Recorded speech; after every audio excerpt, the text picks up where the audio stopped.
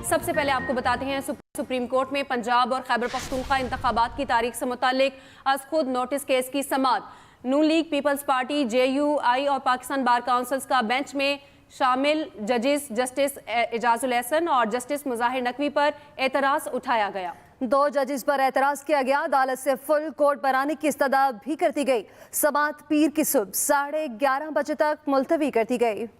जब जजेस हमारी हदूद में दाखिल होंगे तो हम सवाल तो उठाएंगे। वजीर दिफा ख्वाजा आसिफ ने कहा, फुल कोर्ट बनाकर पनामा केस से लेकर तमाम केसेस पर नजरसानी की जाए। सुप्रीम कोर्ट की जानिब से सुमोटो केस में मुतालिक कुछ सवालात उठाए गए हैं। उसके असरात मौजूदा हालात के साथ मुस्तकबिल पर भी मनफी पड़ सकते हैं। अब वक्त है अदलिया अपनी इज्जत और वकार के लिए शहादत दे। पाकिस्तान बनाने वाले जो है वो इमरान खान के की तरह कुछ स्पॉन्सर्ड लोग नहीं थे।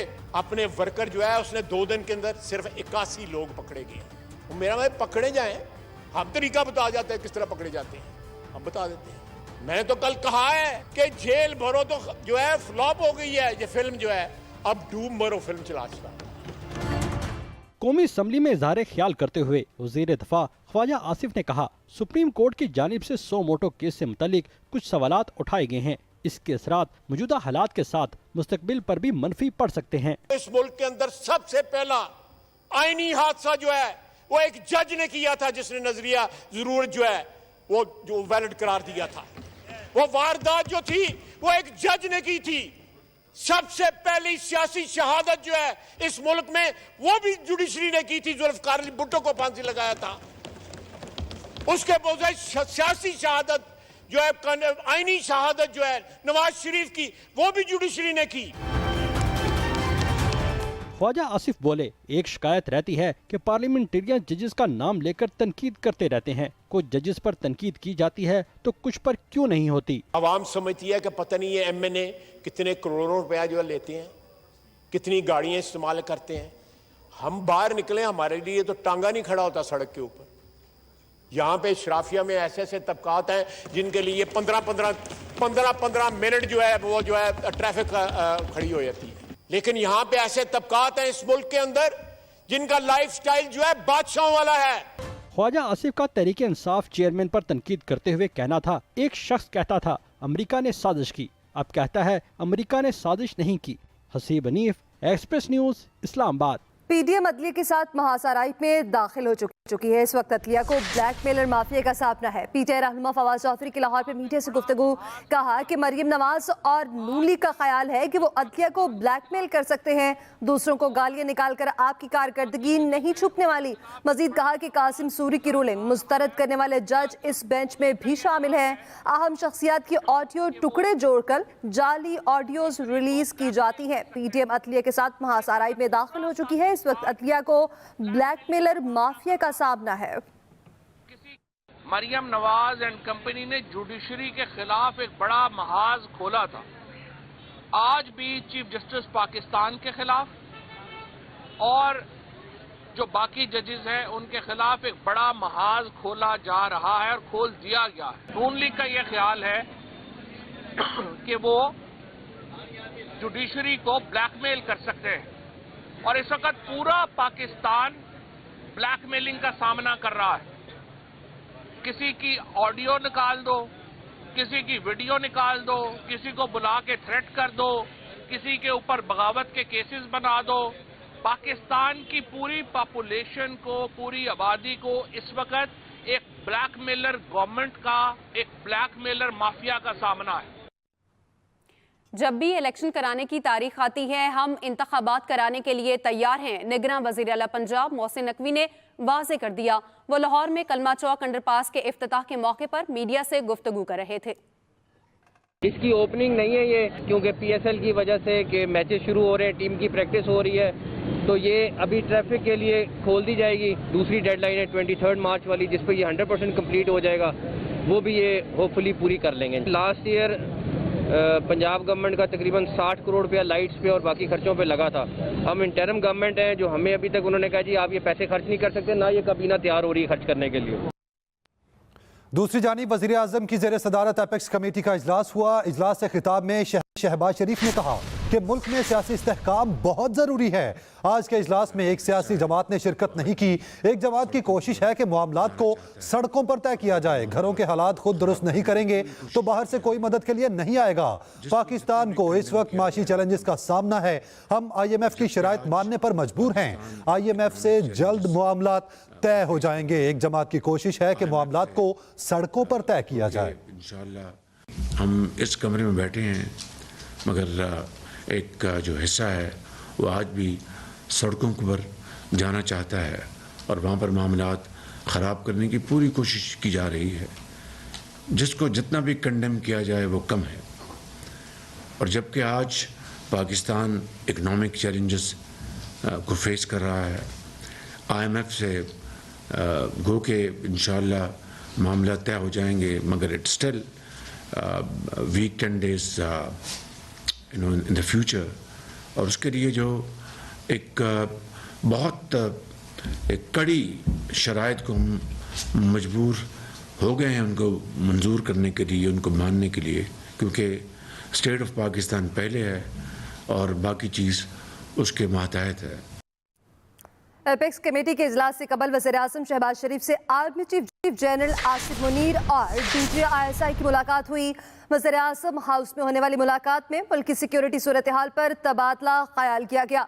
मुलाकात में दहशतगर्दी के खिलाफ ऑपरेशन के बारे में भी बातचीत हुई। अपेक्स कमेटी के इजलास से कबल वज़ीर-ए-आज़म शहबाज शरीफ से army chief general Asif Munir और DG ISI की मुलाकात हुई। इस मुलाकात में मुल्क की सिक्योरिटी सूरत हाल पर तबादला ख्याल किया गया। मुलाकात में दहशतगर्दी के खिलाफ ऑपरेशन के बारे में भी बातचीत की गई। अपेक्स कमेटी के इजलास से कबल वज़ीर-ए-आज़म से आर्मी चीफ और DG ISI की मुलाकात हुई। तहरीक इंसाफ की जेल भरो तहरीक का तीसरा रोज रावलपिंडी कमेटी चौक पर कैदियों की 4 गाड़ियां मौजूद। कारकुन छतों पर चढ़कर डांस में मशगूल रहे। शेख रशीद ने गिरफ्तारी पेश ना की। कमेटी चौक से लाल हवेली वापस चले गए। रावलपिंडी में पुलिस ने 150 से ज्यादा कारकुनों को कैदियों की वैन में बिठा लिया। पुलिस के मुताबिक MPO के तहत हुक्मनामा मिला तो 23 दिन के लिए रहनुमाओं को हिरासत में ले लेंगे। तहरीक इंसाफ की जेल भरो तहरीक का तीसरा रोज रावलपिंडी में कमेटी चौक पर कैदियों की 4 गाड़ियां मौजूद हैं। आपने खुद पुलिस से कहा कि हमें गिरफ्तार किया जाए। बताएं कि आप खुद नहीं गाड़ी में बैठे। लाहौर हाई कोर्ट में गिरफ्तार PTI रहनुमाओं और कारकुनों की बाजियाबी के लिए दायर दरखास्तों पर समाअत हुई। जस्टिस शहराम सरवर ने कहा, आप लोग तो खुद गिरफ्तारी देने के लिए गए। दरखास्त गुजार के वकील ने अदालत को बताया कि पुलिस ने PTI के 100 से ज्यादा रहनुमाओं और कारकुनों को हिरासत में लिया हुआ है। जस्टिस शहराम सरवर ने जैन कुरैशी से पूछा, आपके वालिद को भी हिरासत में लिया है? जैन कुरैशी ने कहा, जी किया हुआ है गिरफ्तार, हमें वालिद से मिलने दिया जाए। जस्टिस शहराम सरवर ने कहा, आप तो खुद गए कि हमें गिरफ्तार कर लें, आपको दुख इस बात का है कि लाहौर से बाहर लेकर गए। जैन कुरैशी ने कहा, हम अपने हकूक मांग रहे हैं, समाअत पीर तक मुलतवी कर दी गई है। आपने खुद पुलिस से कहा कि हमें गिरफ्तार किया जाए। बताएं कि आप खुद नहीं बैठे गाड़ी में। लाहौर हाई कोर्ट में गिरफ्तार PTI रहनुमाओं और कारकुनों की बाजियाबी के लिए दायर दरखास्तों पर समाअत हुई। पंजाब और खैबर पख्तूनख्वा का इंतखाबी महाज इमरान खान का इंतखाबी टिकटों के इजरा का अमल शुरू करने का फैसला। PTI चेयरमैन का शॉर्ट लिस्ट उम्मीदवारों के इंटरव्यू करने का फैसला। पंजाब और KP के उम्मीदवारों के इंटरव्यू का शेड्यूल जारी करने के बाद तंजीमों और पार्लिमानी बोर्ड की जानिब से हर सेट पर दिए जाने वाले 3 उम्मीदवारों के इमरान खान खुद इंटरव्यू करेंगे। इमरान खान मरकजी पार्लिमानी बोर्ड के इजलास में टिकटों की हतमी मंजूरी देंगे। और साबिक वज़ीर आला पंजाब चौधरी परवेज इलाही का कहना है कि मरियम नवाज की सरबराही में नून लीग एक मरतबा फिर अदलिया पर हमलावर है, अदलिया पर आंच नहीं आने देंगे। चौधरी परवेज इलाही से साबिक अरकान कौमी सूबाई असम्बली और वकला ने मुलाकात की और उन्हें PTI में शमूलियत पर मुबारकबाद दी। चौधरी परवेज इलाही ने कहा कि नून लीग हमेशा अपनी कमजोरियों को छुपाने के लिए इदारों को मुतनासिब बनाती है। PDM की हुकूमत ने मुल्क का दिवालिया निकाल दिया।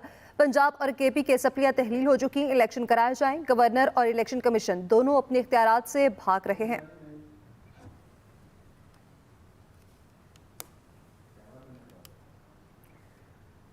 बारखान वाक़े के खिलाफ कोयटा में मरी एहतजाज का धरना जारी है। फ्रीकैन 2 धड़ों में तकसीम हो चुके हैं। ग्रानाज बीबी और इसके दीगर 5 बच्चों के कोयटा पहुंचने और मुतालबात तस्लीम होने पर खान ऑफ कल्लात के हाई प्रिंस आगा उमर अहमद सईद ने धरना खत्म करने का ऐलान कर दिया है। धरने के दूसरे ग्रुप का कहना है कि मरी कबीले के गरीब नौजवानों को कत्ल किया गया है। जब तक मोहम्मद खान मरी के खानदान को धरने के मकाम पर नहीं लाते और FIR में सरदार अब्दुर्रहमान खैतरान को नामजद नहीं किया जाता, हम धरना खत्म नहीं करेंगे।